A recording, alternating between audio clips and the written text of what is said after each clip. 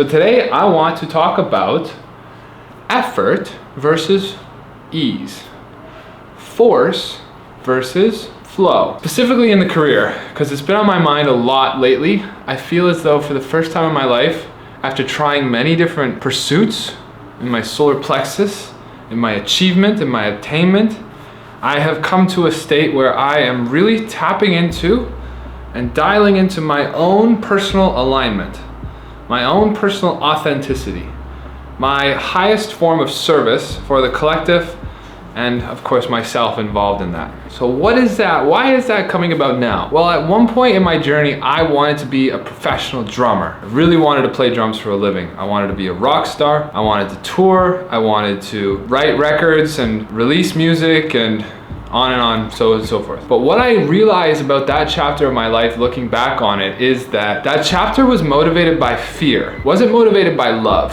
I was afraid of having to work for somebody else. I thought, what are the things that I can do on my own? And I looked around at my life, I took inventory of my life pretty early on. Like when I was 14, I was having these thoughts, because in Canada, where I'm from, around 14, 15, you start careers class and they start telling you how to prepare how to prepare for university so that you can build the proper resume, so that you can get the job, so that you can work till you're 65, so you can retire and live out your golden years after your life's already over. So for me, that idea really scared me. And what I did at that time was I went to work on deciding, okay, I play football. Can I play football for a living? Okay, I like to skateboard. Can I skateboard for a living? I like mountain biking. Can I mountain bike for a living? What else do I like?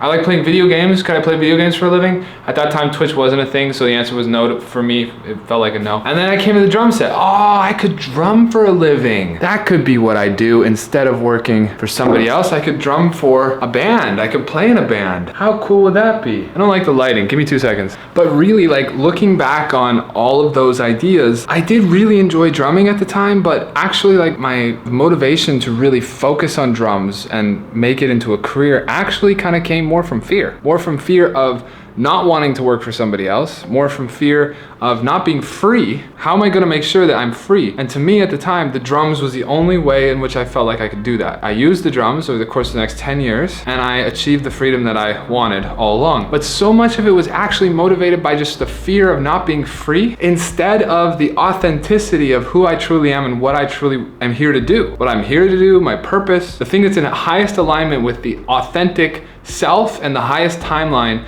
of this journey that I'm on. So because of that, although I was able to, through the drum set, manifest an audience and earn a bunch of money, I actually was always living in fear. I was building the career on motivation by fear. Everything I did was motivated in fear. Drums so that you don't have to do something else. That's living in fear. And because of that, at every turn, there was fear. I always felt like I didn't have enough money, even though I made plenty of money. There was no reason why I should feel that way. I always felt like I didn't have enough subscribers. I felt like I needed more.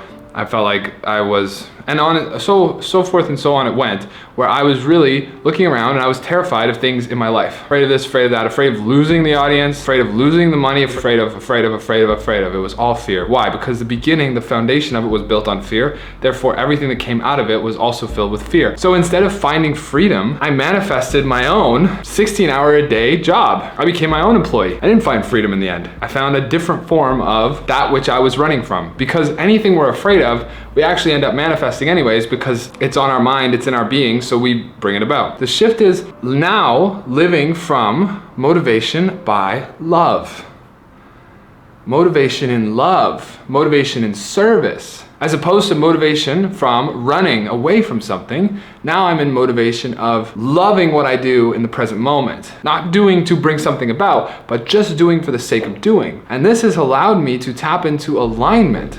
Now alignment has shifted me out of effort and into ease. Instead of forcing things in my life, everything is now flowing. Some days more than others, but it's a journey. Never ending, beautiful journey that we're all on together here in Samsara. Takeaway for the video really is tap into that in which you love and don't worry about the rest, which can be so hard, right? Because fear is such a complicated monster to work with when it's on our mind and in our body. A couple things on fear. I've been working with a few of my clients on fear lately. Fear is false evidence appearing real. Why? Because if you're afraid of not having enough money, Look in your bank account at how much money you have and ask yourself the question, do I in this moment have enough money? If the answer is yes, then there's nothing to be afraid of. If the answer is no, then you can use the fear to bring about motivation to bring about more money. But at some point, you're gonna have enough money so that fear can go away. And as soon as that fear goes away, the survival need has been met and we can elevate out of the lower centers and into the heart, into the love. Now the love is the shift into what do I love? What do I love to do?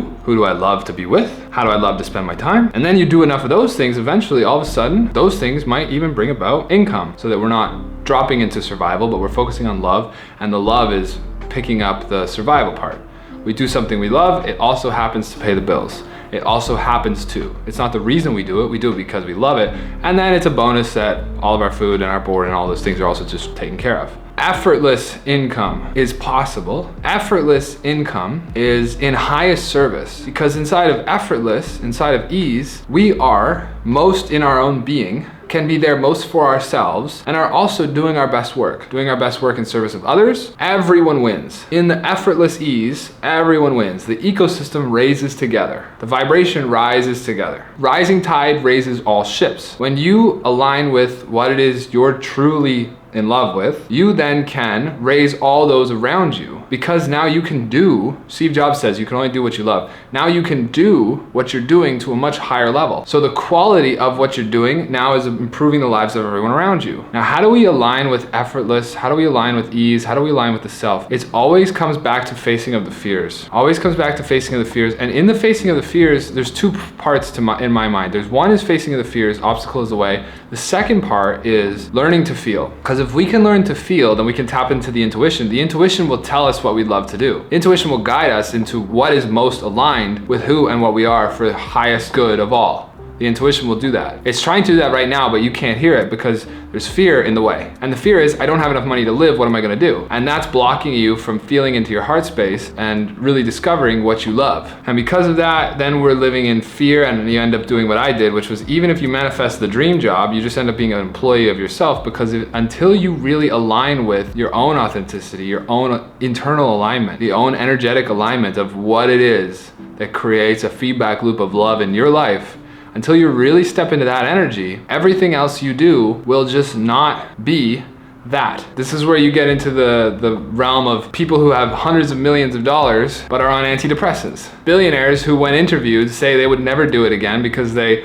own a private jet, but they don't have a relationship with their wife anymore, their kids don't talk to them, their family has died and they were too busy to go to the funerals. These spaces is that of running away from something. So we manifest a lot of money, or we manifest a nice house. But these spaces are not that of creating a circle of love. So it's just a shift out of survival and into thrive. Thriving is in alignment with who and what you are in your deepest, most authentic truth. That can only be available. That's only available to you. You can't look outside for that. You can't like go to the job market and ask what's the highest paying job. I'm gonna do that now because it pays well and I can see myself doing it.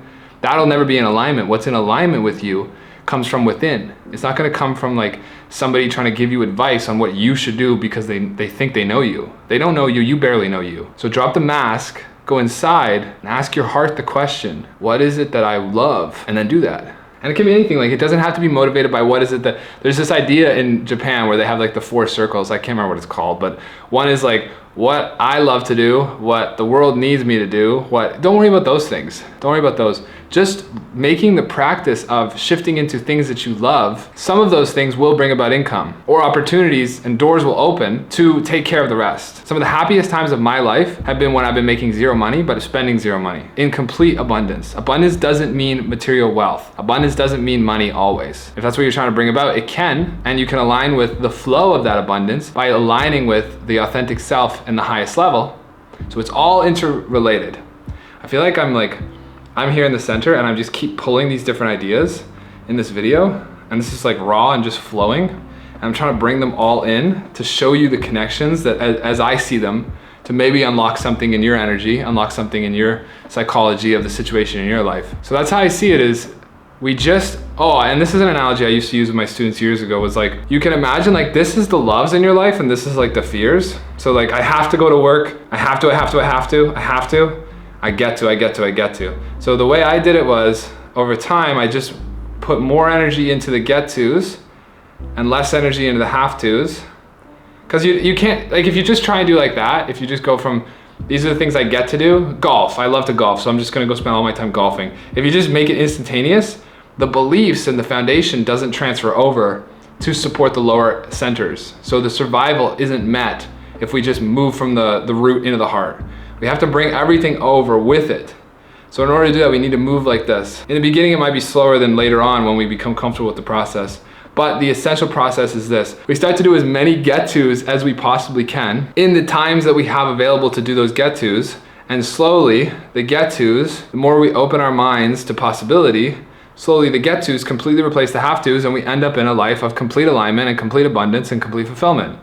It's possible. I just said in my last video, you cannot have a life without problems. It doesn't mean there won't be problems. There will always be problems. Like there's always problems. Like I feel like right now at 30 years old, I'm in the best alignment with who and what I want that I've ever been in my entire life, but my life's still filled with problems because the work is so good, because the love is so tangible, because there's so much beauty in the life, and I feel so at ease. When the problems come, they're not difficult. I just manage them and move on to the next. It's like gardening. Like there's always things to tend to in the garden. There will always be things to tend to in the garden, but it's not a big deal for the experienced gardener. He knows how to handle the garden. So same with you. Like when you get to your alignment, there'll always be problems, but those problems will just be like, you'll be at ease solving them. Yeah, solve this, do that, do this, do that. A little bit of love over here, a little bit of love over there, and you can manage everything and move forward as long as we are in a place of ease. Okay, wow. I feel like I've just taken like the last couple weeks of, maybe the last couple months of my own journey and just like spit it out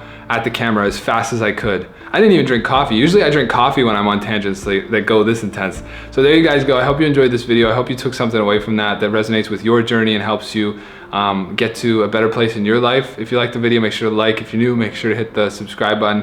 If you want to schedule one-on-one sessions, down below. I'll see you in the next video.